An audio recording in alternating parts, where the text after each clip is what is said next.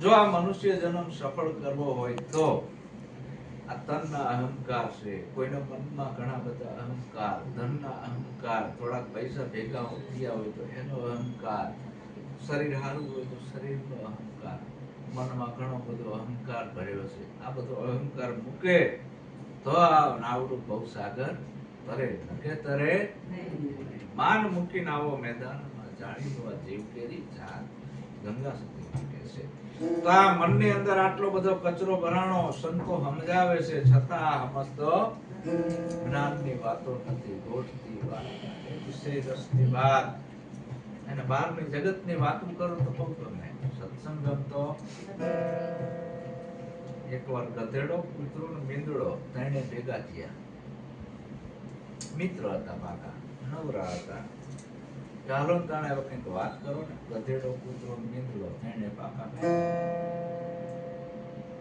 મીંદડો કૂતરાને કે કૂતરો ગધેડાને કે આપણે નિચોડ કાઢો, સૌથી મોટો કોણ? ગધેડા ભાઈ તમે મોટા છો, તમે વાત કરો પછી અમે વાત કરશું. ગધેડા ભાઈ વાત ચાલુ કરી કે આજ મને એવું સપનું આવ્યું કે સપનાની અંદર લીલું લીલું ઘાસ દેખાણું.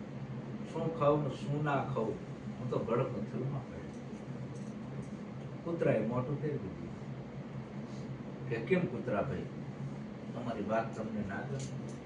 કે ભલા માણા અમને તેમ કે શું તમે વાત કરશો? આ ખળ ખાઈ એવી વાત કરી.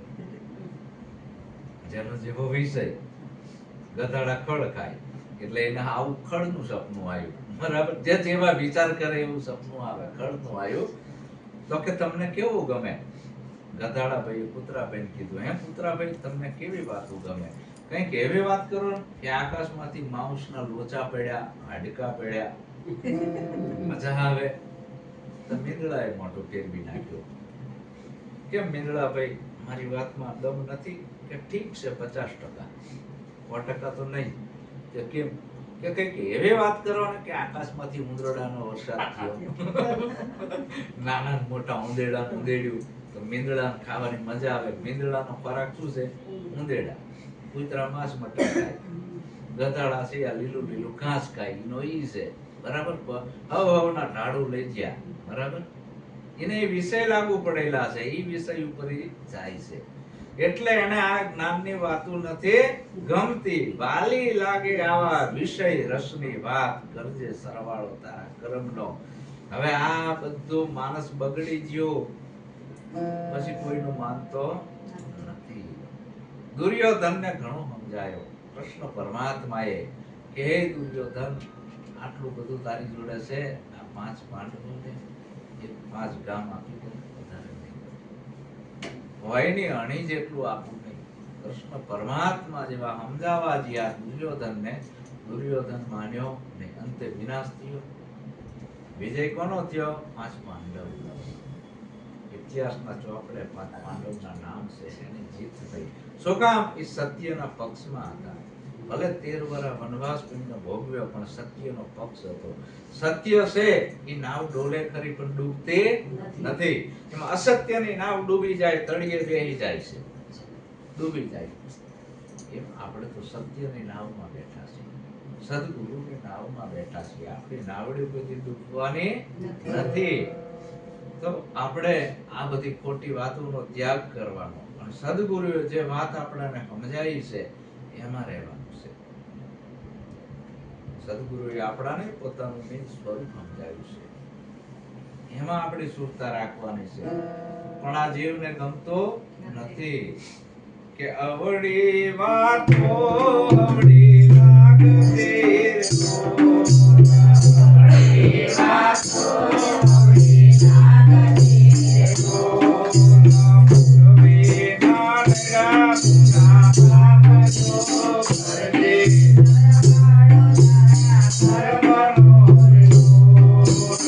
કરજે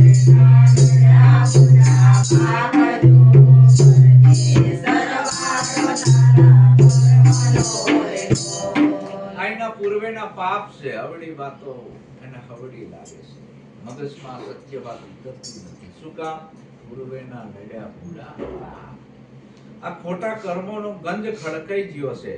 હવે ગંજ ક્યારે ખૂબ સદગુરુ મળે તો આ કર્મોના ગંજ છે બળે, બાકી બળે એવા નથી.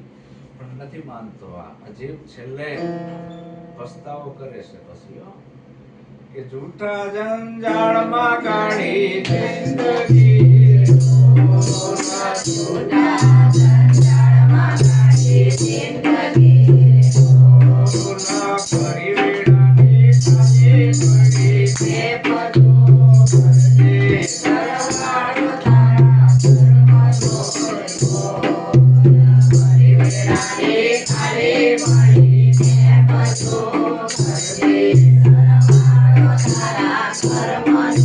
આખી જિંદગી આવામાં કાઢી પછી છેલ્લે મરણ વેળાએ આ જીવ પસ્તાવો કરે છે. શું કામ? કે એને જોયું કે ઓહો આ તો બધું મૂકીને જતું રહેવાનું છે. અને હવે જેને મેં મારા માન્યા છે એ કોઈ મને બોલાવતું નથી. છેલ્લે હારો એવો રોગ ભયંકર થયો હોય ને એટલે આખો પરિવાર નફરત કરે જલ્દી મરે તો એવો ભયંકર રોગ ફાટી નીકળ્યો હોય શરીર ત્યારે બાધાયું રાખે અને ઓલો જોતો હોય કે આ મારી બાધાયું રાખે